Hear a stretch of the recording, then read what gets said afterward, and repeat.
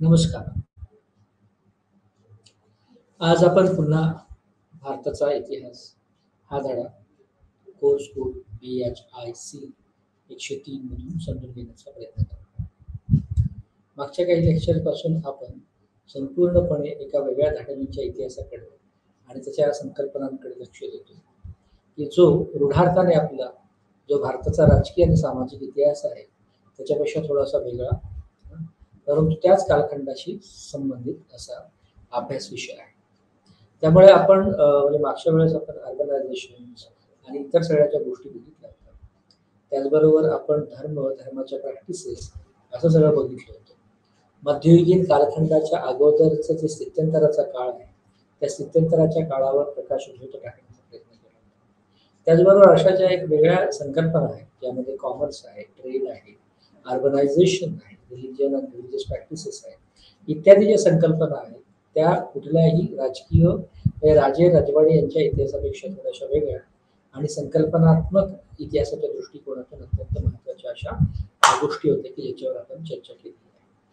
आज आपण त्याच सिरीज मधल्या परंतु वेगळ्या विषयावर आपलं लक्ष केंद्रित करण्याचा प्रयत्न करणार आहोत. आणि आपण ब्लॉक नंबर 4 किंवा खंड नंबर 4 हे समजून घेतो आणि यामध्ये आपण जे वेगवेगळ्या कल्चरल डेव्हलपमेंट्स किंवा ज्याला आपण असं म्हणू शकतो की सांस्कृतिक विकास जो या काळातला झालेला आहे, त्या सांस्कृतिक विकासाच्या अंगाने भारतीय इतिहास समजून घेण्याचा प्रयत्न करतो. त्यामुळे संस्कृती आणि इतिहास ह्या दोन वेगळ्या आणि महत्वाच्या संकल्पना. संस्कृती हा शब्द जेव्हा आपण उच्चारतो तेव्हा त्याला एक मोठी दीर्घ परंपरा येते की ज्यामध्ये काही शतकांच्या चालीरीती रूढी या हळूहळू संस्कृतीमध्ये परावर्तित होताना आणि संस्कृतीमध्ये स्थित्यंतर होताना आपल्याला दिसत असतं. तशाच काही ज्या ठळक गोष्टी आहेत संस्कृतीच्या अंगाने, मग ते धर्म हा सुद्धा एक संस्कृतीचा भाग असतो. धर्माचरण हे सुद्धा कुठल्या तरी एका सांस्कृतिक गोष्टीचंच आविष्करण असतं. त्यामुळे त्या अंगाने आपण काही संकल्पना या सांस्कृतिक विकासाच्या संदर्भात समजून घेतलेला आहे. आता त्याचबरोबर आजचा जो आपला विषय आहे तो खरं तर शिल्प आणि वास्तुकला या संदर्भातल्या काही महत्वाच्या गोष्टी. थोडासा याच विभाग किंवा याच युनिटशी जवळ जाणारा जे आपण चर्चा केली होती ते होते आर्ट्स अँड आर्टिझन्स किंवा त्या काळातले जे काही कारागीर होते की ज्यांच्यामुळे तो कलांचा इतिहास किंवा विकास झालेला आपल्याला दिसू शकतो. तर त्या याच्यामध्ये पण त्या मॉड्यूलमध्ये किंवा त्या विभागामध्ये सुद्धा आपण या दृष्टिकोनातून अत्यंत महत्वाची गोष्ट अभ्यासली होती की भारतामध्ये ज्या विविध समूह उदयास आले होते, नंतरच्या काळात त्या सगळ्या बंदिस्त जाती म्हणून उदयाला आल्या, परंतु हे सगळे उदयाला आलेले जे काही वर्ग जात सगळ्या होत्या त्यांनाच त्यांचं स्वतःचं एक उत्पादनाचं, रोजगाराचं आणि कारागिरीचं असं एक साधन होतं. इनफॅक्ट किंवा मूलतः ते जे कारागिरीचं व्यवसायाचं उत्पादनाचं जे साधन होतं तेच त्यांची अस्मिता, म्हणजे कारागीर म्हणूनची अस्मिता आणि त्यांना ती ओळख प्राप्त झालेली आपल्याला दिसून येते. त्यामुळे या स्थित्यंतराच्या काळामध्ये म्हणजे प्राचीन भारतापासून मध्ययुगीन भारतापर्यंत जे स्थित्यंतर आहे त्या स्थित्यंतराच्या काळामध्ये वेगवेगळ्या कलागुणांना वाव मिळाल्याचा आणि वेगवेगळ्या कलागुणांचा विकास झाल्याचा आपल्याला लक्षात येतं. आता हे जे कलागुण आहे की जे संस्कृती या शब्दाच्या अंतर्गत येतात, संस्कृती या व्याख्येच्या अंतर्गत आपल्याला त्याला परिभाषित करता येईल, तर ते कलागुण खरं तर दोन पातळीवर आपल्याला बघता. एक जो आपण मागच्या मॉड्यूलमध्ये काही दुसऱ्या तिसऱ्या चौथ्या लेक्चरच्या अगोदर जे बघितलं होतं ते कला शाखा म्हणजे कला आर्टिझन्स कारागीर याचा उदय बघितला होता. तो उदय जो आहे तो उत्पादनाशी संबंधित जरी असला तरी त्याच्याकडे असलेल्या कुठल्या तरी कलागुणांचा विकास म्हणून त्या उत्पादित वर्गाकडे की ज्याला नंतरच्या काळात हळूहळू जात ही एक अस्मिता मिळाली, कारण श्रमाची विभाजनी करण्याच्या प्रक्रियेमध्ये जातीचा उदय झाला असं एक जे म्हटलं जातं. तर या प्रत्येक जातीकडे त्यांची स्वतःची उत्पादनाची साधन होती, परंतु त्या उत्पादनाच्या साधनांचा सुरुवातीच्या काळातला जो काही निर्मितीचा सिद्धांत होता किंवा निर्मिती ती जी झाली ती एका विशिष्ट कलाकुसराच्या आवडीतून गोडीतून हळूहळू ते त्यांचं स्वतःचं उद्योग आणि व्यवसाय बनत गेलेला आपल्याला दिसून येत होता. असा एक थोडंसं एक आर्थिक अंगाचं विश्लेषण भारतीय जाती व्यवस्था आणि त्याला अनुषंगून असलेल्या कलाकुसर आणि कारागिरांच्या इतिहासाच्या संदर्भात. कलाकुसर, कारागीर, कला इत्यादीच्या पुढचा आविष्कार म्हणजे भारतामध्ये असलेल्या भव्य अशा शिल्पाच्या, वास्तुकलेच्या परंपरा.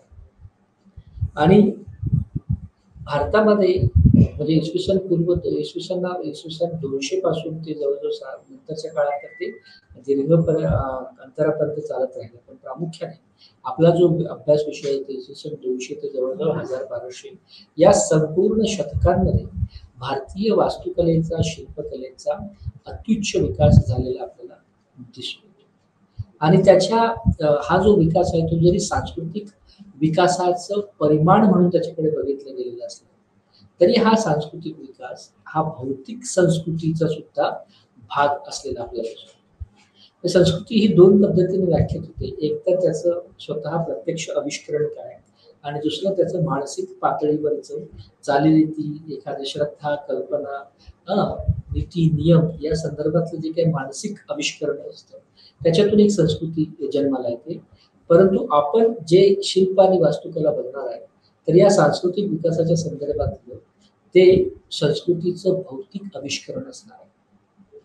म्हणजे या शिल्प आणि वास्तुकलांमधून भारताच्या समृद्ध इतिहास परंपरा म्हणजे सांस्कृतिक अंगाच्या इतिहास परंपरा आपल्याला जशा दिसतात तसंच ते एक मटेरियल कल्चर आहे ते 200 वर्षापासून हजारो वर्षापासून 1,500 वर्षापासून ते टिकून ठेवलेले आहे. त्यामुळे जसं साधनं, इतिहासाची जी साधनं असतात म्हणजे साहित्यिक साधनं किंवा इतर साधनांबद्दल किंवा त्याच्या विश्वसनीयतेबद्दल प्रश्नचिन्ह उपस्थित होऊ शकतात किंवा त्याला वेगवेगळ्या पद्धतीच्या अन्वयार्थ लावण्याचा स्कोप असतो आणि त्या अन्वयार्थ लावण्याच्या प्रक्रियेतून मूळ संसाधनांबद्दलच काही प्रश्न उपस्थित होऊ शकतात. परंतु इथे मोठे शिल्प भौतिक गोष्टीच्या अनुषंगाने आपल्याकडे उपस्थित असलेलं साधन ऐतिहासिक की जे खरं तर आर्किओलॉजिकल रिमेन्स म्हणून सुद्धा त्याच्याकडे बघता येऊ शकतं किंवा भारताच्या भौतिक संस्कृतीचा भाग म्हणून सुद्धा त्याच्याकडे. मागे जसं आपण बघितलं की धर्म आणि धर्माच्या प्रॅक्टिसेस आणि धर्मसंकल्पना ह्या एका वेगळ्या स्थिर समाज अवस्थेच्या टप्प्यावर येऊन उभ्या राहतात. जोपर्यंत वादंग होतं, वादळी होती, यादवी होती, समाज स्थिर नव्हता, समृद्धीची साधनं कमी होती, त्या काळामध्ये वेगळ्या डेटीज आणि वेगळ्या पद्धतीच्या धर्मश्रद्धा किंवा वेगळ्या पद्धतीच्या आस्था तयार होत्या.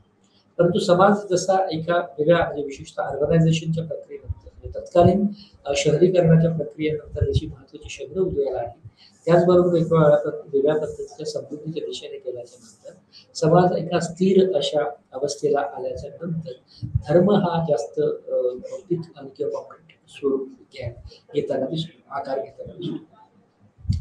त्यामुळे आपल्याकडे जे बरेचसे शिल्प किंवा वास्तुकला या धर्म केंद्रित असल्याचे आपल्याला दिसून येतात, श्रद्धा केंद्रित असल्याचं आपल्याला दिसून येतात. आणि हा जो काही धर्म किंवा श्रद्धाचा जो प्रश्न आहे तो सर्व म्हणजे जैनांच्या बाबतीमध्ये पण आहे, बौद्धांच्या बाबतीमध्ये पण आहे, हिंदूंच्या बाबतीमध्ये सुद्धा तो आपल्याला दिसून येतो. त्यामुळे भारतातलं जे काही स्कल्पचर्स किंवा आर्किटेक्चर आहे म्हणजे शिल्प आणि वास्तुकला आहे या मॉडेलमध्ये आपण त्याचं प्रामुख्याने भौतिक संस्कृतीच्या अंगाने परंतु धर्मश्रद्धा केंद्रस्थानी ठेवून कशा पद्धतीचं आविष्करण झालेलं आहे, कशा पद्धतीच्या या सगळ्या ग्रँड आर्किटेक्चर्स उभे राहिले की जे आजही त्या आपला जो भारतीचा ऐतिहासिक आणि सांस्कृतिक वारसा मोठ्या दिमाखाने उभा केलेला आपल्याला या सगळ्या भौतिक अवशेषांमधून दिसून येतो.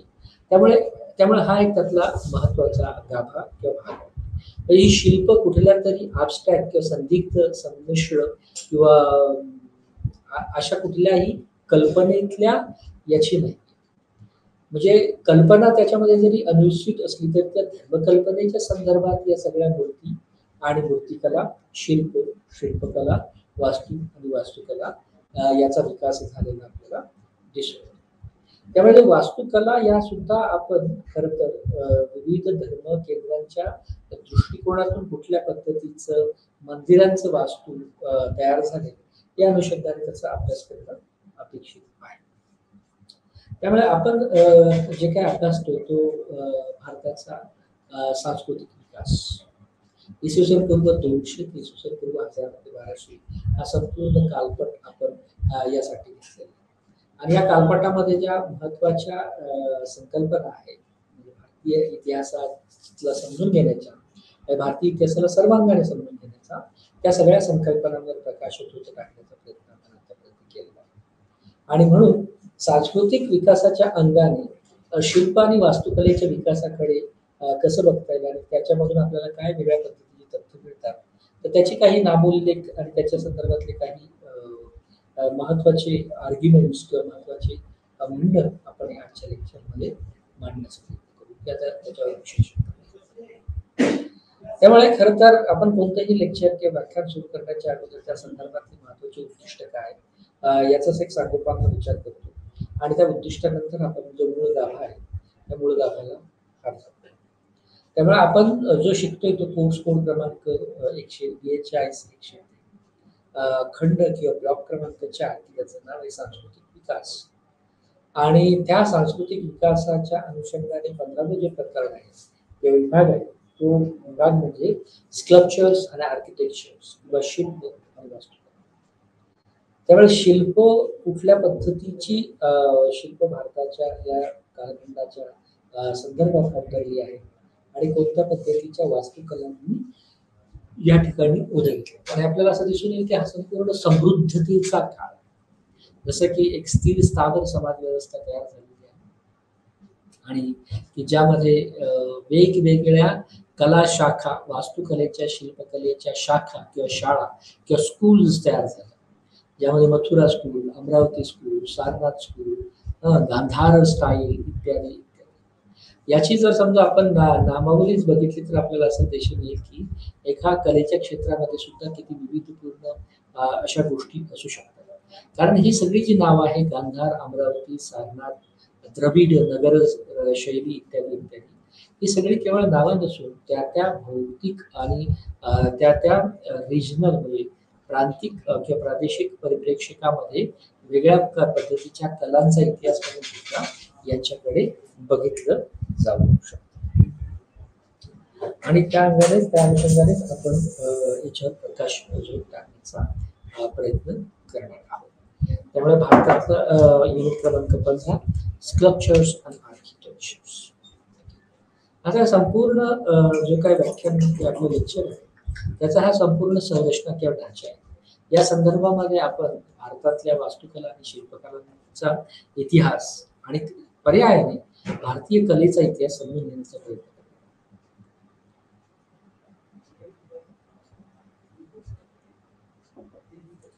तसं बघायला गेलं म्हणजे ऐतिहासिक दृष्टिकोनातून बघायला गेलं तर भारतीय कलेचा किंवा इन जनरल कलांचा इतिहास, कलेचा इतिहास हा तसा वेगळ्या अर्थाने म्हणजे मेनस्ट्रीम मध्ये दुर्लक्ष केला गेलेला, परंतु त्याच्यामध्ये स्पेशलायझेशन करणारे काही इतिहासकार सुद्धा आहेत. त्यामुळे एक वेगळ्या अर्थाने हा भारतीय कलेचा इतिहास किंवा आर्ट हिस्ट्री म्हणून सुद्धा या सगळ्या संरचनांकडे बघता येईल, या सगळ्या व्याख्यानाकडे, या सगळ्या शिल्पकला, वास्तुकला याच्या उदयाकडे आपल्याला बघता येईल.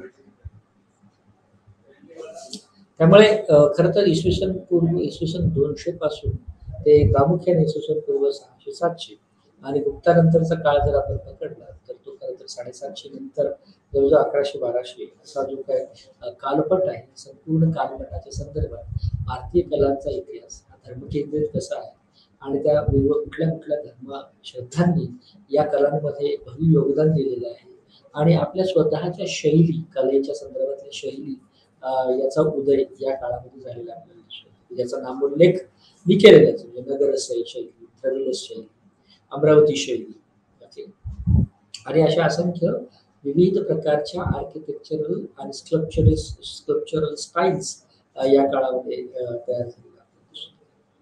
म्हणजे आपण खरं तर मध्ययुगीन युरोपकडे कलांचा इतिहास म्हणून बघतो, विशेषतः प्राचीन ग्रीक आणि रोमन साम्राज्यामध्ये जे काही भव्य मूर्त्या, जे काही भव्य गोष्टी आढळून येतात, स्कल्पचर्स आढळून येतात, त्याच्याकडे आपलं लक्ष जास्त असतं. परंतु त्याच कालखंडाच्या अगोदर म्हणजे मध्ययुगीन युरोपच्या अगोदर भारतामध्ये अशा पद्धतीच्या कलागुणांचा विकास आणि अशा पद्धतीचे एक समृद्ध असा इतिहास असलेला आपण त्याच्याकडे दुर्लक्ष करतो. त्यामुळे या सगळ्या कलेच्या इतिहासाकडे, भारतीय कलेच्या इतिहासाकडे सुद्धा प्रकाशन टाकणं एक महत्वाचं उद्दिष्ट या आजच्या लेक्चरचं आहे. त्यामुळे प्रामुख्याने आपण किमान हा विभाग समजून घेण्याचं उद्दिष्ट काय आहे त्याचे प्रामुख्याने 3 ते 4 उद्दिष्ट आपले असतात, त्याचा आपण आढावा घेऊ. त्याचबरोबर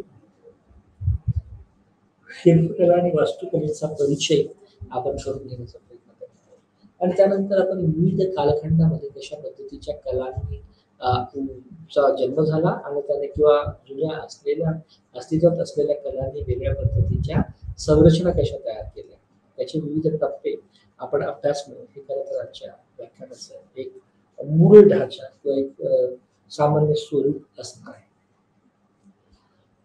प्रामुख्याने मुळात जर परिचय करून घ्यायचं म्हटलं तर एखादं शिल्प जेव्हा तयार होतं तेव्हा त्याला असंख्य वर्षाचा कालखंड लागतो आणि भारतामध्ये अशा शिल्पांचा एक मोठा इतिहास आहे. त्यामध्ये गुहेतली शिल्प आहे, म्हणजे रॉक कटिंग आर्किटेक्चर, स्कल्पचर्स असं ज्याला म्हटलं जातं. त्याच्यावर काही मुद्रित केलेल्या मोठ्या नगरांवर मुद्रित केलेल्या गोष्टी असतात. ह्या सगळ्या लोकांनी भाग आहे तो शिल्पकलेच्या वास्तुकलेच्या संदर्भात आढळतो. त्यामुळे शिल्प ही व्यक्तींची, प्रतिभांची, प्रतीकांची तयार होतात आणि वास्तू या गुहांच्या संदर्भात किंवा इतर कुठल्याही मंदिराच्या वास्तूच्या संदर्भात किंवा धर्मशोधांच्या संदर्भात चर्चिले झालेल्या संदर्भात. त्यामुळे एखाद्या वास्तूच्या संदर्भातलं जे काय आर्किटेक्चरल डिझाईन असते त्याचा अभ्यास करणं हा एक त्याचा एक भाग असू शकतो. आणि दुसऱ्या कॉन्टेक्स्टमध्ये शिल्प म्हणजे प्रतिमा, मूर्ती, आकृत्या, ज्या एक्झिस्टिंग आकृत्या आहेत त्याचा अभ्यास करणं, त्याचं सूक्ष्म निरीक्षण करणं आणि त्याच्यातून कुठल्या पद्धतीचा कला गुणांना वाव मिळतो, कुठल्या पद्धतीची कलेचा इतिहास तयार होतो हे समजून घेणं सुद्धा महत्वाचं आहे. त्यामुळे आपण खरं तर इसवी सन पूर्व 200 ते इसवी सन 200 असा 400 वर्षाचा जो काळ आहे की जो मौर्योत्तर काळ म्हणून गणला जातो. तर त्या मौर्योत्तर काळाच्या संदर्भात शिल्पकला आणि वास्तुकलांचा इतिहास पहिल्या टप्प्यामध्ये समजून घेण्याचा प्रयत्न करतो. या सगळ्या अनुक्रमणिका किंवा ह्या सगळ्या संरचना बघितल्यानंतर आपल्या असं लक्षात येईल की आपण एका मोठ्या कालपटाच्या संदर्भात वास्तुकला आणि शिल्पकलांची चर्चा करणार आहोत. आणि ही सगळी जी 2 महत्वाची साम्राज्य आहेत या साम्राज्यांच्या संदर्भात सुद्धा आपण वास्तुकला आणि शिल्पकला समजून घेण्याचा प्रयत्न करतो. त्यामुळे याच्या पाठीमागे असलेला जो काही तर्क उभा तो असा की मौर्य कालखंडामध्ये सुद्धा एक वेगळ्या पद्धतीची स्थिरता आणि समृद्धी आली होती आणि त्यामुळे नंतरचा काळ जो येतो लगेच की मौर्योत्तर कालखंड म्हणतो त्या कालखंडामध्ये अशा पद्धतीच्या कलांचा गुणांचा वाढ झालेली आपण दिसू शकतो किंवा वेगळ्या पद्धतीची शिल्परचना तयार झालेली आपल्याला दिसू शकते. त्यामुळे भारताचं पहिल्यांदा म्हणजे सगळ्यात मोठं साम्राज्य म्हणून ज्याची गणना केली जाते, पहिला united forms of government empire म्हणून जो गणला जातो तो होता मौर्य काळखंड, मौर्य साम्राज्य. त्या मौर्य साम्राज्याच्या संदर्भामध्ये उत्तर भारतामध्ये विशेषतः हिमालयन रिजन्स आणि इतर जी काही महत्वाची भूप्रदेश आहे उत्तरेतले त्या कालखंडामध्ये नंतरच्या काळामध्ये एक मोठ्या प्रमाणामध्ये वास्तुकला आणि शिल्पकलेला चालना दिलेली आपल्याला दिसून येते. आणि या सगळ्या मौर्योत्तर कालखंडामध्ये खरं तर आपल्याला बौद्ध कला शाखेचा किंवा बौद्ध कलांचा विकास किंवा ओळख होताना आपल्याला दिसते. हिंदू कलांचा सुद्धा ओळख आपल्याला होताना दिसते. जैन कलांचा इतिहास सुद्धा होताना दिसतो. त्यामुळे मौर्योत्तर कालखंड, गुप्ता काळ आणि गुप्तोत्तर काळ या तिन्हीच्या संदर्भात सगळ्यात महत्वाचं जे काय सहभाग किंवा योगदान कलेच्या क्षेत्रात नोंदवलं आहे ते म्हणजे जैन, बौद्ध आणि ख्रिश्चन या 3 महत्वाच्या धार्मिक रचना पाळणाऱ्या किंवा धर्म संकल्पना मानणाऱ्या महाबौद्ध.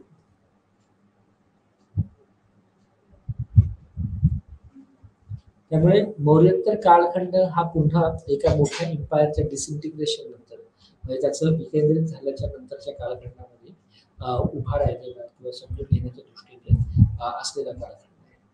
त्याच्यामध्ये काय झालेलं आहे की एक मोठं जे युनायटेड फ्रंट होती मौर्य कालखंडाच्या संदर्भात किंवा एक मोठं साम्राज्य विविध छोटी छोटी जी जनपदं होती त्या सगळ्या जनपदांना जोडून एक मोठं साम्राज्य किंवा या सगळ्या महाजनपदांचं एक मोठं साम्राज्य जे तयार झालं होतं ते होतं मौर्य साम्राज्य. परंतु नंतरच्या कालखंडामध्ये बऱ्याचशा राजघराण्यांनी आपली स्वतःची स्वायत्तता घोषित करण्यासाठी सुरुवात केली किंवा या सगळ्या प्रक्रियेकडे नकारात्मकतेने बघून मौर्य कालखंडापासून विभक्त होण्याचा निर्णय नंतरच्या काळात होताना आपल्याला दिसतो. परंतु या सगळ्या मौर्योत्तर टप्प्यांमध्ये काही असे जरी मुद्दे असले की जे चर्चा म्हणून इतिहास अभ्यासाच्या दृष्टिकोनातून महत्वाचे असले, ओके, तरी सुद्धा मौर्योत्तर कालखंड या काळामध्ये एक वेगळ्या पद्धतीने स्थिर म्हणजे या डिसइंटिग्रेशनचा काळ असला, इतर स्थानिक लोकल राजे आपल्या स्वायत्तता घोषित करत असल्या तरी सुद्धा कला विभागांना सगळ्याच विभागाने स्कोप दिलेला, चालना दिलेली आपल्याला दिसते.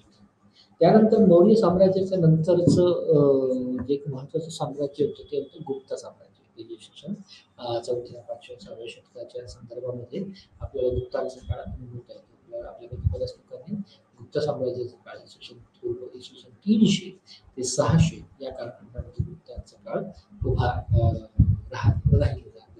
ज्यामध्ये शशांक आणि इतर काही महत्वाचे कुशाण राजा होते सुरुवातीच्या काळात आक्रमणाच्या संदर्भात. परंतु गुप्ताच्या काळात एक पूर्णपणे वेगळ्या पद्धतीचा राजकीय स्वरूप, राजकीय फॉर्म्स उभा राहिलेला आपल्याला दिसतो. आणि पहिल्यांदा भारतामध्ये हिंदूच्या संदर्भात किंवा हिंदू राजव्यवस्थेच्या संदर्भात एक वेगळं राजघराणे की ज्याला एक स्वतःचा वैभव आहे, स्वतःची ओळख आहे असं तयार होतं. आणि या गुप्त कालखंडाला स्वर्णयुग, स्वर्णभूमी, देवभूमी वगैरे वगैरे या कालखंडाच्या संदर्भात जे काही महत्वाचे रिजनल क्षेत्र आहे त्या संदर्भामध्ये आपल्याला दिसून येतं. त्यावेळेस गुप्त कालखंड जो आहे इसवी सन 300 ते 600 या काळात याही काळातल्या वास्तुकला आणि शिल्पकलांचा विकास हा अत्यंत उच्च पातळीवर आपल्याला दिसून येतो. मौर्य कालखंड, मौर्योत्तर कालखंड आणि गुप्त काळाच्या कला शाखांमध्ये कलेच्या संदर्भात बदलत जाणाऱ्या शैलीमध्ये आपल्याला फरक होताना दिसून येतो. आणि हे सगळं एक महत्वाची नोंद आहे की जी अत्यंत गरजेची. पुन्हा गुप्तानंतरचा जो कालखंड आहे त्या कालखंडामध्ये सुद्धा वास्तुकला आणि शिल्पकलांना मोठी चालना त्या तत्कालीन जे काय राजघराणे किंवा क्वालिटीज होती, विशेषतः पल्लव आणि चालुक्य यांच्यामध्ये यांनी सुद्धा शिल्पकला यांनी सुद्धा जी काय हिस्टॉरिकल लेगसी होती आर्ट्स आर्किटेक्चरची ती पुढे चालू ठेवण्याचा प्रयत्न केला. गुप्तानंतरच्या कालखंडामध्ये सुद्धा आपल्याला मौर्योत्तर काळ आपण ज्या पद्धतीने व्याख्यांकित करण्याचा प्रयत्न केला तशाच पद्धतीने आपल्याला गुप्तोत्तर काळाच्या संदर्भात सुद्धा प्रकाशित टाकणं. त्यामुळे गुप्तोत्तर कालखंडामध्ये का प्रकाशित टाकणं गरजेचं आहे, कारण एक मोठं मौर्य नंतरचं जे गुप्त साम्राज्य उभं राहिलं होतं त्याचा सुद्धा विघटन, त्याचा सुद्धा गुप्त कालखंड नाश होऊन एक वेगळ्या पद्धतीने गुप्तोत्तर समाज रचनांचा उदय झाला होता. म्हणजे गुप्तोत्तर समाज रचनेचं वैशिष्ट्य म्हणजे ज्या राजघराण्यांना पहिल्यापासून केंद्रीय सत्तेचं आकर्षण नव्हतं ते केंद्रीय सत्तेबद्दल काहीतरी आकर्षण त्या सगळ्यांनी नंतरच्या काळामध्ये स्वतःची स्वायत्ता घोषित करण्याचा प्रयत्न केला. कारण सेंट्रल पॉवर जी होती म्हणजे केंद्रीभूत अशी जी सत्ता होती त्याचा नंतर डोलारा कोसळायला आपल्याला सुरुवात झाली होती. आणि ते एक महत्वाचं काम, महत्वाचं विश्लेषण होतं गुप्त कालखंडाच्या रासाचं. परंतु या संदर्भात एक महत्वाचं आहे की गुप्त कालखंडाकडे आपण फक्त एवढं तांत्रिक ज्ञान बघू शकत नाही. त्याचं एक महत्वाचं कारण की गुप्त कालखंडाला स्वर्णयुग, स्वर्णभूमी यांचे दाखले, असंख्य दाखले आपण भारतीय इतिहासाच्या अभ्यासक्रमामध्ये दडलेले किंवा असलेले आपल्याला दिसू शकतात. त्यामुळे गुप्तानंतरचा जो टप्पा आहे भारतीय कला आणि शिल्पकलांच्या दृष्टिकोनातून तोही समजून घेणं त्यामध्ये आपण प्रामुख्याने दोन जी महत्वाचे राजे आहेत किंवा राजघराणी त्या काळात उदयाला येतात म्हणजे गुप्तानंतरच्या काळात ज्यांनी प्रत्येकाने आपली स्वायत्ता घोषित केली, प्रत्येकाने आपल्या पद्धतीच्या विकासाच्या संदर्भात प्रश्न केलेल्या आपल्याला दिसून येतात. त्यामुळे पल्लव आणि चालुक्य हे खरं तर गुप्तानंतरचा टप्पा समजून घेतानाच्या दृष्टिकोनातून अत्यंत महत्त्वाचे गोष्टी किंवा पल्लव वास्तुकला शिल्पकला म्हणून याचा उदय होतो.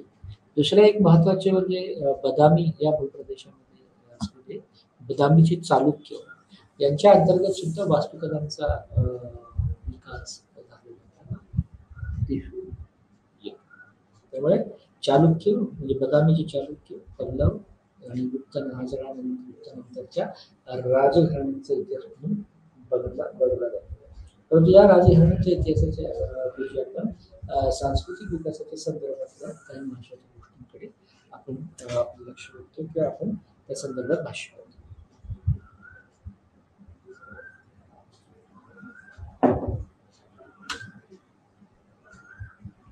त्यामुळे या संदर्भातली उद्दिष्ट आपली काय आहेत तर उद्दिष्टाच्या संदर्भामध्ये आपण खरं तर मौर्योत्तर कालखंड ते जो डिसइंटिग्रेशनचा काळ आहे मौर्य साम्राज्याचा आणि हळूहळू लोकल डेटीज लोकल शिफ्टम्स किंवा स्थानिक वेगवेगळे घराणे हे त्यांची स्वायत्ता घोषित करण्याच्या प्रयत्नात आहे. त्यामुळे ह्या कोर्स डिझाईन करण्याचं एक महत्त्वाचं उद्देश ते म्हणजे मौर्योत्तर कालखंडातल्या स्तूप आणि वास्तुकलांचा कला समजून घेणं. त्यामुळे ज्या ज्या कला म्हणजे वस्तू म्हणजे आहेत त्या काळात इतिहास आलेल्या ज्याला आपण विभाजन मौर्योत्तर कालखंड म्हणून बघू शकतो. तर त्या मौर्योत्तर कालखंडात उत्कट स्तूप चरित्र चैत्य विहार यांची रचना या काळामध्ये झाली ज्याला आपण वास्तुरचना असं म्हणू शकतो. तर त्याचा आढावा सुद्धा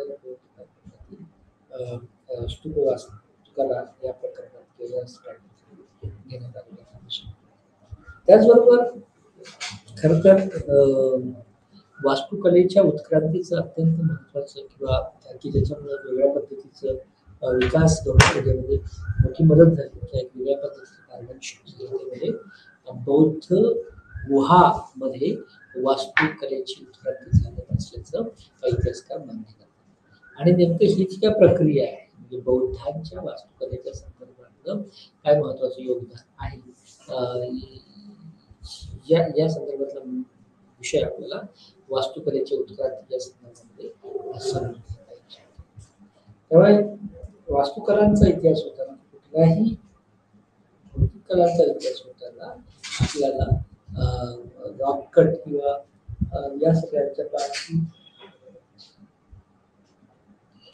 जी काही पेंटिंग्स किंवा जे काही इतर इन्व्हेस्ट केलेल्या गोष्टी आहेत त्या गुहेमध्ये ते सुद्धा काही वास्तुकलेची दृष्टिकोन अत्यंत महत्त्वाचा गाव आहे. बौद्ध गुहा या रॉककटच्या संदर्भामध्ये त्यामुळे दोन्ही ज्या गुहा आहेत म्हणजे मौर्योत्तर काळातील स्तूप आणि रॉककट केलेल्या त्या दगड तोडून एक मोठा भव्य सह्याद्रीच्या पर्वतरांगावर असलेला पहाडी दगड भेदून पूर्ण मंदिर स्थापन करणे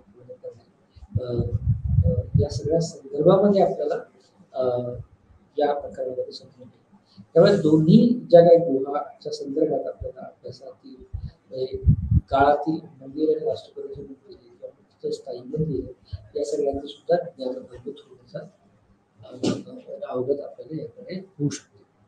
त्याचबरोबर आपण शिल्पकलांच्या ज्या विविध स्कूल्स तयार झाल्या शाळा तयार झाल्या आणि त्या सगळ्या शाळांच्या ज्या शिल्पकलेच्या गोष्टीच्या संदर्भात ज्या शाळा तयार झालेल्या आहेत त्या विविध शिल्पकलांच्या शाळा किंवा स्कूल्स ऑफ किंवा आर्ट्स आपण आणि त्याची काही प्रमुख वैशिष्ट्य म्हणजे समजा आपण शिल्पकलेच्या संदर्भात उदाहरण घ्यायचं झालं तर नगर स्टाईल आहे, द्रविडियन स्टाईल आहे आणि या सगळ्यांची त्याची स्वतःची वैशिष्ट्य असलेली आपल्याला दिसून येतात. त्यामुळे ती नेमकी वैशिष्ट्य काय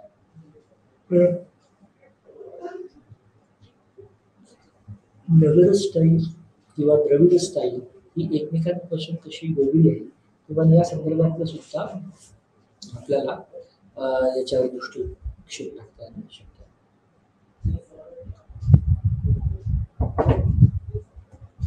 त्यामुळे प्रामुख्याने या प्रकरणामध्ये मौर्योत्तर काळातील स्तूप आणि वास्तुकलेचा इतिहास, बौद्ध कालखंडातलं जे काय लेण्यांमधल्या गुहा कोरड्यांतून तयार झालेली त्या वास्तुकलेची उत्क्रांती, त्या सगळ्यांचा आधार आपल्याला या प्रकरणात घ्यावा लागेल.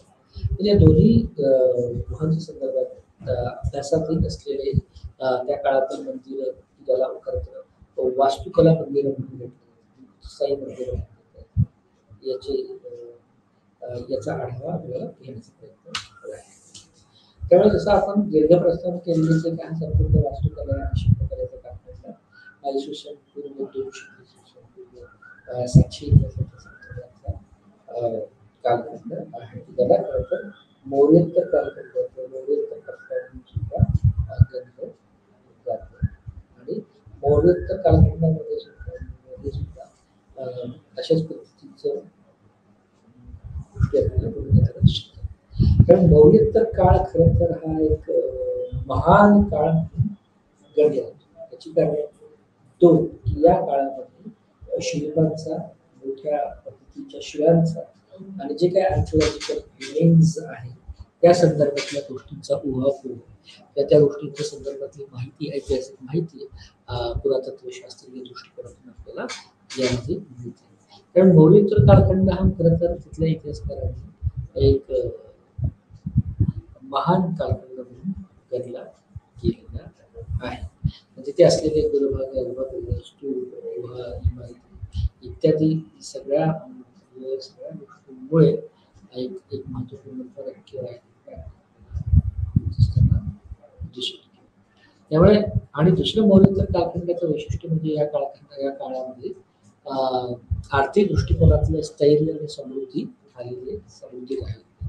आणि म्हणून लोकांचा कल किंवा सामान्य जनांचा सुद्धा कल हा त्या समृद्धी आली त्या संदर्भामध्ये कलांचा विकास करण्याच्या दृष्टिकोनातून काही संदर्भांनी आपण असतो. त्यामुळे या कालखंडामध्ये जो आपण मौर्योत्तर कालखंड म्हणून गणला जातो, त्या कालखंडामध्ये 3 महत्वाच्या ब्रांचेस किंवा 3 महत्वाच्या शाखा या कला शाखा म्हणून उभ्या राहताना आपल्याला दिसतात, की ज्या खरं तर शिल्पकला शिकवणाऱ्या किंवा शिल्पकला बनवणाऱ्या शाळा म्हणून त्याचं नामकरण किंवा त्याचं माहिती आपल्याला. त्या शिल्पकला शाळांचा उदय या गुप्तोत्तर कालखंडामध्ये झालेला आपल्याला दिसून येतो. त्यामुळे गुप्तयुग एक नवीन सेट किंवा रागकट आर्किटेक्चर शिल्पकलाच्या मध्यमानिकांच्या संदर्भात मध्यमानिकांच्या संदर्भात आपल्याला या कलांकडे बघता येऊ शकतं. खरं तर यामध्ये हिंदू गुहा आणि संरचनात्मक मंदिरे या सगळ्यांचा समावेश आपल्याला या प्रकारात लागतो. त्यामुळे गांधार, मथुरा आणि अमरावती या शिल्पकला, या स्कूल ऑफ या ब्रांचेस आहेत कलेच्या, म्हणजे जी काही शिल्पकला आहे त्या शिल्पकलेच्या विभाग म्हणून आपल्याकडे गांधार, मथुरा आणि अमरावती शैलीची चर्चा करणं अपेक्षित आहे. आणि गुप्तोत्तर कालखंडामध्ये तर आपल्याला चालुक्य, पल्लव इत्यादी राज्यघराण्याची मंदिरे स्थापनेकरिता मोठ्या प्रमाणामध्ये मंदिरे मंदिराची स्थापत्य कलाची निर्मिती केलेली आपल्याला दिसून येते. त्यामुळे पल्लव आणि चालुक्य या राजघराण्याने सुद्धा या सगळ्या मंदिर स्थापत्यामध्ये आपला हस्तक्षेप किंवा आपल्या त्यामुळे हा सगळ्यात मोठा ब्रॉड प्रस्ताव इतिहास घेण्याच्या दृष्टिकोनातून आपण या कलेकडे बघत आलेलो ते बघणार. खरं तर मौर्योत्तर टप्पा म्हणून आपण जो काय 200 आणि 200 इसवी सन पूर्व 200 ते इसवी सन पूर्व 200 इसवी सन 200 हा कालखंड घडला. त्या कालखंड मौर्योत्तर कालखंडामध्ये खरं तर विविध सामाजिक गटांचं संरक्षण करणाऱ्या अशा कलांचा उदय झालेला आपल्याला दिसतो.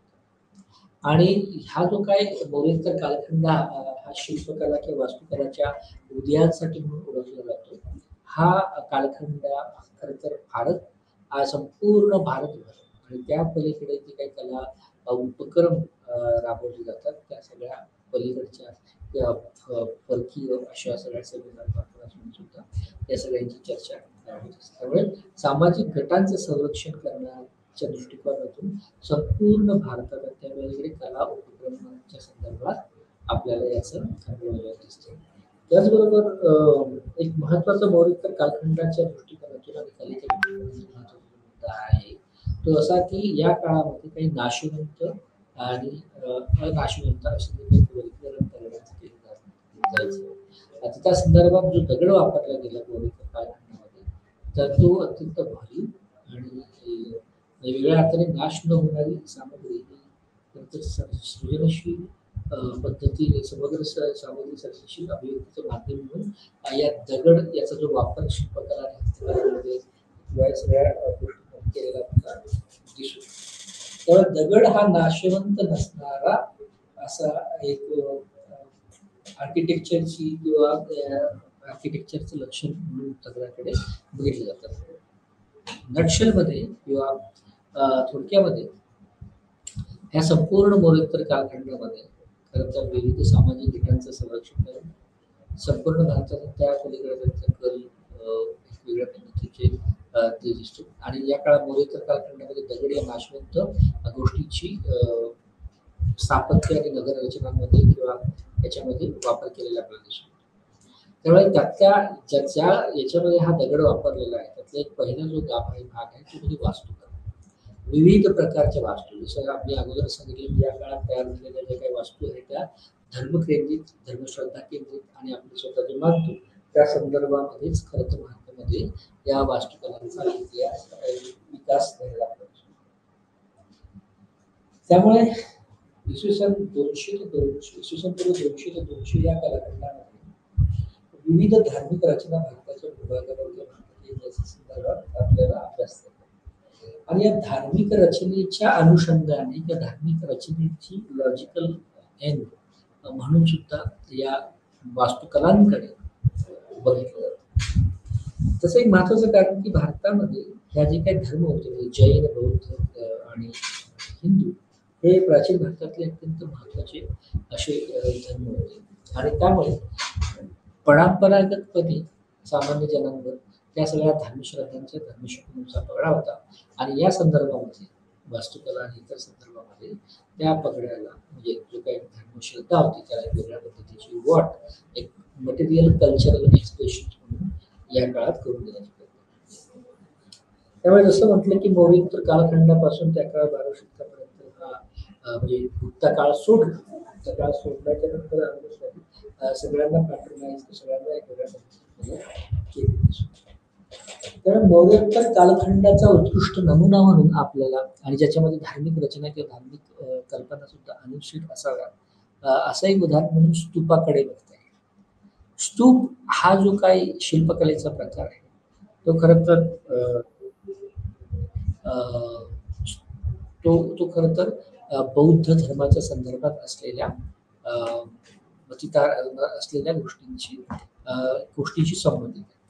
त्यामुळे स्तूप हे खरं तर जसं आपण चित्रामध्ये सुद्धा बघू शकतो की याला स्तूप असं म्हटलं जातं की याची जी काय वास्तुरचना आहे ती त्याच्यामध्ये तुम्हाला असं लक्षात येईल की त्या सगळ्या मागच्या बाजूला एक मोठा अर्धगोलाकार गोल घुमट आहे आणि त्याच्या संपूर्ण त्याच्या मेन डोअर प्रमुख द्वारापाशी असे 2 महत्वाचे पिलर्सने ते प्रवेशद्वार बनलेले आहे. तर पिलर्सच्या वरती 3 महत्वाचे आडव्या रचनेतले स्तंभ असे तुम्हाला.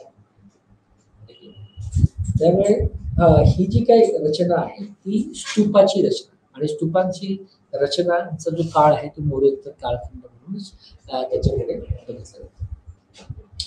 आता खरं तर हे सगळे जे स्तूप आहेत ते विविध राजांनी आपल्याला पॅटर्नाइज केलेले असलेले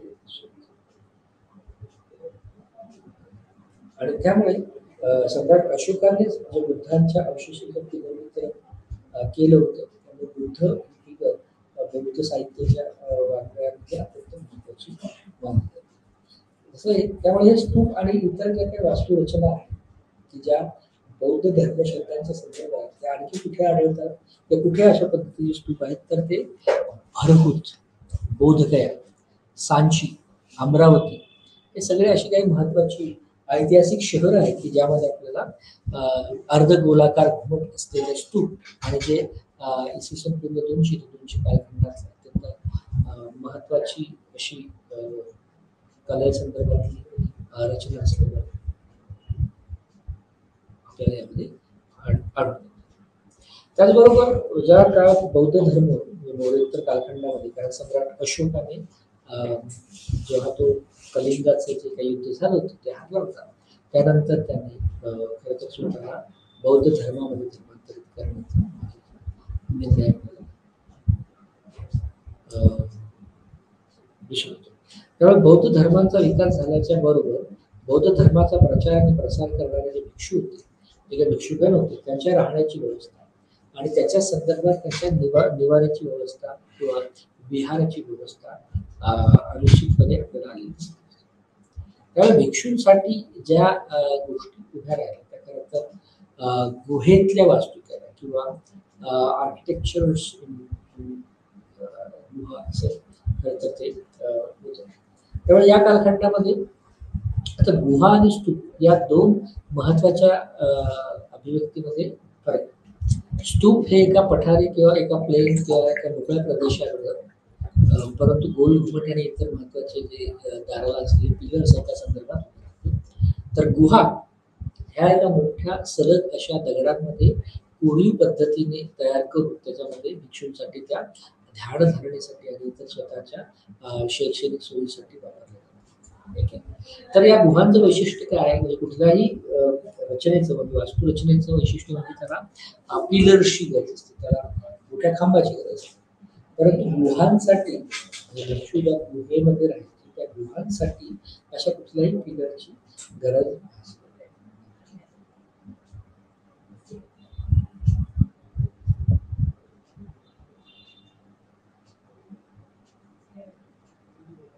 त्यामुळे भिक्षूंसाठी या चैत्य विहार आपल्याला दिसून येतो.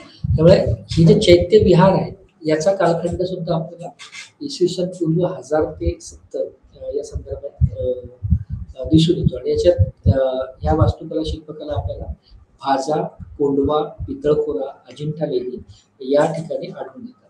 त्याचबरोबर इसवी सन 100 ते 200 या कालखंडात भिक्षूंसाठी ज्या काय वास्तुकला किंवा गुहांच्या संरचना तयार झाल्या त्या बेडसे या ठिकाणी आपल्याला आढळून येतात. 200 आणि 300 या कालखंडामध्ये ज्या काही गुहांच्या रचना तयार झालेल्या दिसून येतात त्या आपल्याला कारले, कान्हेरी इत्यादी ठिकाणी या भिक्षूंसाठी ज्या गुहा तयार झाल्या की ज्या वास्तुकलेचा सुद्धा एक महत्वाचा उत्कृष्ट नमुना आपल्याला दिसून येतो. त्यामुळे ह्या ज्या काही वास्तू आहेत त्या सगळ्या बौद्ध धर्माच्या संदर्भातल्या वास्तू मौर्योत्तर कालखंडाच्या परिप्रेक्षकामध्ये आपल्याला दिसून येतात. त्याचबरोबर काही म्हणजे बौद्ध धर्माच्या आणि इतर धर्माच्या संदर्भात सुद्धा किंवा इतर जे परकीय जे मध्य आशियामधून आलेले स्थलांतर होते त्यामुळे उदाहरणार्थ कुशाण, त्या कुशाणांच्या संदर्भात सुद्धा काही शाही तीर्थ आपल्याला त्या ठिकाणी आढळून येतात. खरं तर कुशाण परंपरांमध्ये जे मृत शासक होते, म्हणजे शासक जे होते त्याच्या उपासना करण्याच्या पद्धती आपल्याला दिसून येतात. त्या कशासाठी दिसून येतात, कारण हा त्याचा संदर्भ आहे की कोणत्याही म्हणजे कारण हे सगळे कुशाण सम्राटचे नंतरच्या काळात अत्यंत मोठे प्रगल्भ आणि शौर्यवीर असे दिसून येतात.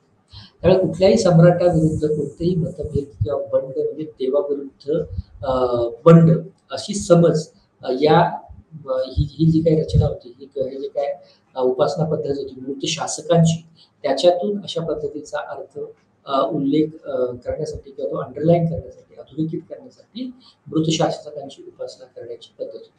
त्यामुळे जिथे जिथे ते मृत शासक किंवा त्या सगळ्या शासकांच्या मूर्त्या या सगळ्या शिल्प म्हणून उभ्या राहिलेल्या आपल्याला दिसून येतात. जसं त्या बौद्धांच्या संदर्भात, बौद्ध धर्ममताच्या संदर्भात आणि गुहांच्या संदर्भात आहे, तसं कुशाणांच्या संदर्भात त्याला शाही तीर्थ म्हणून गणले गेले. त्या शाही तीर्थांच्या ठिकाणी या कुशाण वंश परंपरेचे जे मृत शासक होते त्यांची उपासना केली जाण्याचा तो प्रकार होता.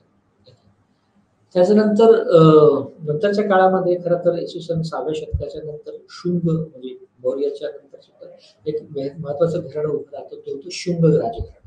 त्या शुंग राजघराण्यांनी सुद्धा एक वेगळ्या पद्धतीच्या शिल्प आणि वास्तुकलांना जन्म दिलेला आहे.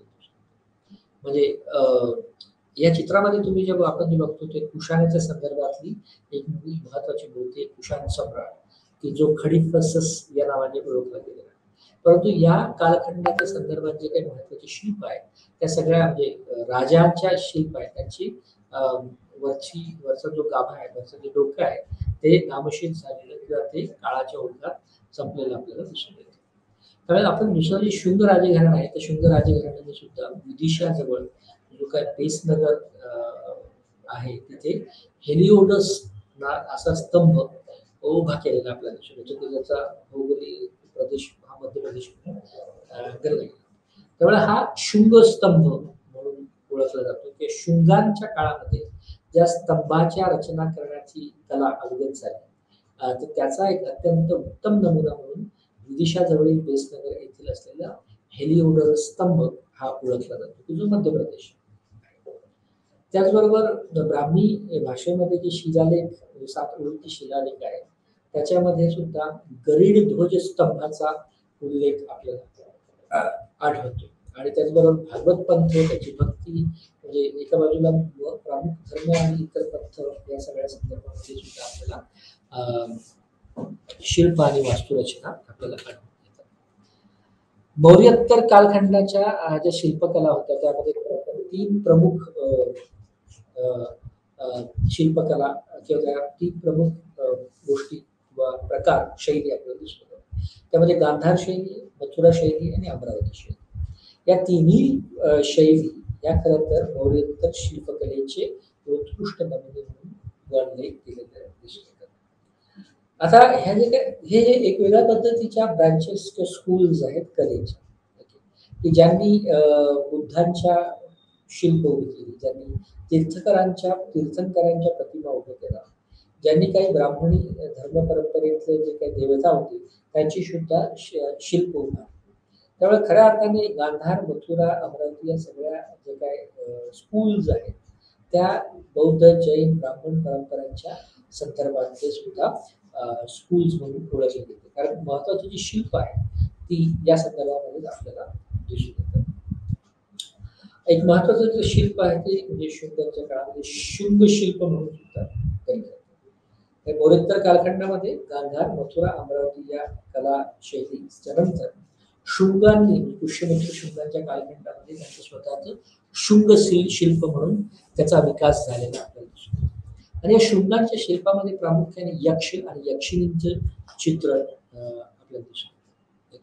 म्हणजे कुबेर हे एक महत्वाचं शिल्प आहे की जे कुठल्या तरी यक्ष च्या संदर्भातलं चित्रण करतं. अमरावतीमध्ये वेगळं शिल्प आहे किंवा अमरावती शिल्प म्हणून एक वेगळं अमरावती स्कूल ऑफ आर्ट्स होती.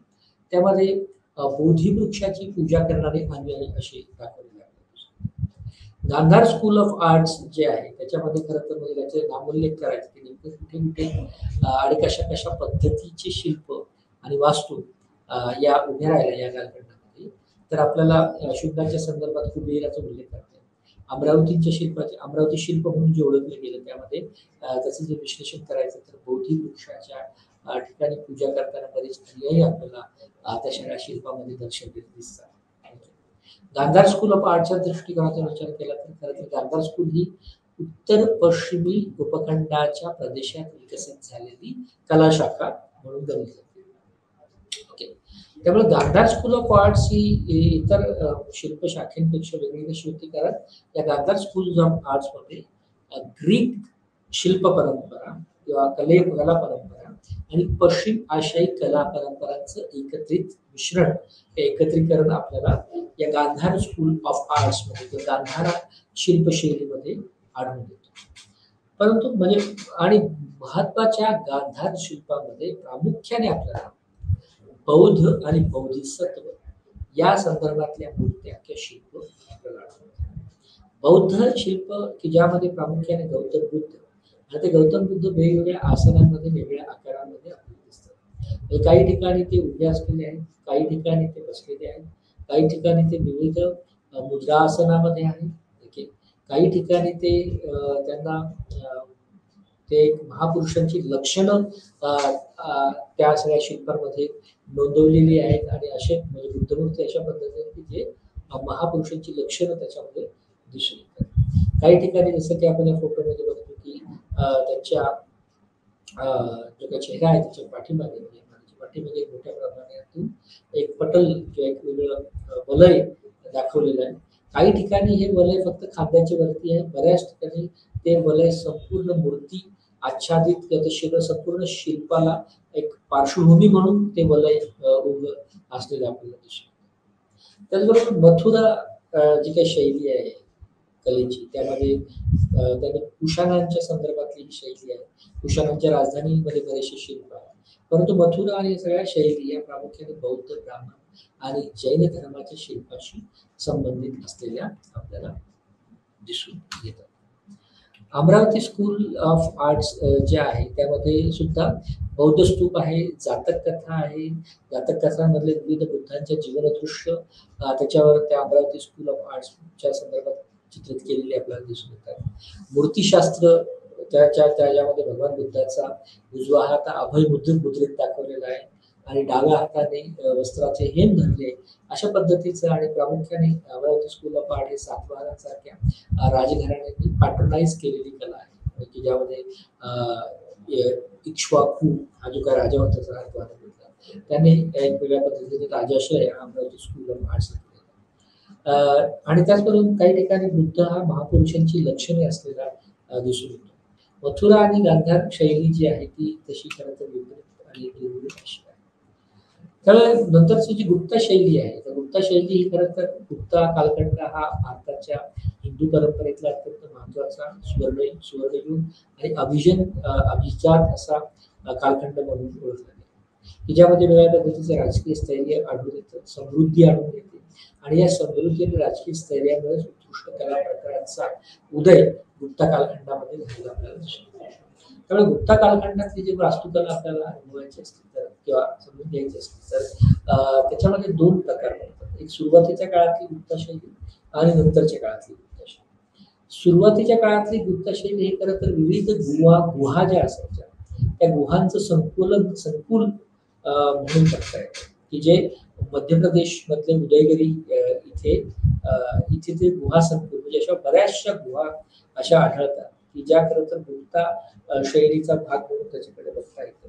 मध्य प्रदेशातली उदयगिरी याच्यामध्ये प्रामुख्याने जी काय रचना असते वास्तूची, त्यामध्ये चौकोनी पद्धतीचे खांब असतात, अष्टकोनी शाफ्ट असतं, सदाफुलीच्या आकाराची राजधानी दिसू शकते. तर अशा पद्धतीचं वास्तुकला किंवा वास्तुरचना गुप्त कालखंडामध्ये उदयास आलेली आपल्याला दिसते. आता याचं एक छान उदाहरण म्हणून जर घ्यायचं झालं, या गुप्त कालखंडातलं जर शिल्प किंवा वास्तुकला आपल्याला अनुभवायची असेल किंवा स्थापत्यशास्त्राचा नमुना म्हणून बघायचं असेल तर काय, तर तिगावा येथे जे विष्णू मंदिर आहे त्या विष्णू मंदिरातल्या ज्या काही वास्तुरचना आहेत त्या खरं तर गुप्ता शैलीच्या साक्ष देताना आपल्याला दिसतात. आणि हे जे विष्णू मंदिर आहे ते सुरुवातीच्या गुप्ता शैलीचं स्पष्ट उदाहरण आहे. नंतरच्या काळातली जी गुप्त शैली आहे त्यामध्ये त्याची जर उदाहरणं आपल्याला बघायची असेल तर ती विष्णूच्या संदर्भात आहे, विष्णू देवतांच्या संदर्भात, पार्वती देवतांच्या संदर्भात आहे. ते खरं तर आपल्याला देवगड आणि भितरगाव इथे आढळून येतं. जे पार्वती मंदिर आहे ते नाचना आणि कुथरा या प्रदेशामध्ये आढळतं. हुमरा येथे शिव मंदिर, शिव, पार्वती, विष्णू या सगळ्यांची शिल्प आपल्याला ही काही ठिकाणी मध्य प्रदेश आणि काही ठिकाणी यातून नामोल्लेख केला या ठिकाणी आढळून येतात. आणि सगळी गुप्तांचा शैली म्हणून किंवा गुप्त कालखंडातल्या वास्तुकला किंवा शिल्पकला म्हणून ओळखल्या जातात. त्याचबरोबर गुप्तांनी बौद्धांचं सुद्धा संरक्षण किंवा पॅटर्नाइज केलेलं आपल्याला दिसून येतं. त्यामुळे बौद्ध गुहांच्या इमारती सुद्धा आपल्याला गुप्त कालखंडामध्ये सुद्धा, की ज्या मोरेत्तर कालखंडात होत्या त्यानंतर सुद्धा कॅरी फॉरवर्ड केल्या नंतरच्या काळात सुद्धा त्या सुरू असताना दिसून येतात. त्यामध्ये हार्मिकायुक्त स्तूप आणि त्याच्यावर असलेली एक छत्री असं दिसतं. नंतरच्या काळात सारनाथ शिल्पकला नावाचा एक वेगळा प्रकार हा गुप्तांच्या कालखंडामध्ये सुरू झाला, की सारनाथ या शहराच्या संदर्भामध्ये बौद्धांनी तो विकसित केला. तर याचा जो उत्कृष्ट नमुना आहे तर तो आपण या फोटोमध्ये बघू शकतो, की वरती हे जे काही शिल्प किंवा मंदिर आहे वास्तू म्हणून त्याला असे चौकोनी खांब आहेत, ओके, अष्टकोनी शाफ्ट आहे आणि वरती त्याला कुठलंही घुमट नाहीये, एक चौकोनी असा त्याचा वरचा भाग आहे. तर अशा पद्धतीचे शिल्प आहे. त्यामुळे गुप्तांच्या काळात जे उदयगिरी आहेत आणि इराण शिल्प आहे ही खरं तर विविध हिंदूंची गुहा मंदिरं म्हणजे गुहा मंदिरं किंवा गुहांच्या लेण्या हे आपल्याला फक्त बौद्धांच्या संदर्भात किंवा याच्यात जरी आढळत असलं तरी गुप्तांच्या काळामध्ये ही गुहा मंदिरं सुद्धा आपल्याला आढळून येतात. ओके, यामध्ये विविध देवतांचं उत्कृष्ट जतन केलेलं शिल्प प्रतिनिधित्व दिसतं. म्हणजे विशेषतः शिवगुहा एक फोटोमध्ये आहे की ज्याच्यामध्ये गुहा क्रमांक 4 मध्ये एकमुख लिंगम याचं जतन केलेलं आपल्याला दिसून येतं. कुशाण, मथुरा असं म्हटलं जातं की या काळातल्या शिल्प परंपरा उदयगिरी आणि शिलान्याची जी शिल्प आहेत त्या संदर्भात त्याच्यावर मथुरा कलेचा प्रभाव असावा असं हंटिंग्टन या इतिहासकारांचं किंवा कलेच्या इतिहासकारांचं म्हणणं आहे. त्याचबरोबर बऱ्याच ठिकाणी विष्णूचे अवतार म्हणून वराह यांची शिल्प आपल्याला आढळतात आणि म्हणजे त्याचा सिग्निफिकन्स हा पृथ्वीला वाचवणारा समुद्र वगैरे या सगळ्या ज्या काय कथा विष्णूच्या संदर्भात आहेत त्या आपल्याला दिसत. काही ठिकाणी असे झोपलेल्या पद्धती सर्प अनंत शयन, अनंत हे खरं तर विषारी नागावर शयन, विषारी नागाचं शयन आणि त्याच्यावर असलेले विष्णू अशा पद्धतीचे शिल्प सुद्धा आपल्याला या कालखंडामध्ये आढळतात. जसं की आपण मागे उल्लेख केला की काही ठिकाणी जे काही वलय आहे बुद्धाच्या चेहऱ्याच्या मागचं ते फक्त चेहऱ्याभोवती आहे आणि काही ठिकाणी संपूर्ण मूर्तीच आच्छादलेली आपल्याला दिसतात आणि बुद्ध हे वेगवेगळ्या अभय मुद्रेमध्ये आणि इतर मुद्रांमध्ये आपल्याला दिसतात. गांधारा आणि Mathura school of art and Sarnath कला शाखा या सगळ्यांमध्ये आपल्याला प्रामुख्याने बुद्ध आणि बुद्धाच्या संदर्भातल्या गोष्टी दिसतात. गुप्तानंतरच्या कालखंडामध्ये सुद्धा हे सगळ्या शिल्प आणि वास्तुकलांचा उदय आणि विकास आपल्याला दक्षिणेकडील घराण्यांमध्ये आढळून येतो. आणि याचा जो कालखंड आहे खरं तर इसवी सन 750 पासून पुढे सुरू होतो. त्यामुळे दक्षिणेमध्ये त्या काळात जे काही महत्वाचे पल्लव राजघराणे होते आणि पल्लवांची शेजारी होती त्यांनी सुद्धा एक मोठ्या पद्धतीने या सगळ्या शिल्पकला आणि वास्तुकलांना राजाश्रय आपल्याला दिलेले होते.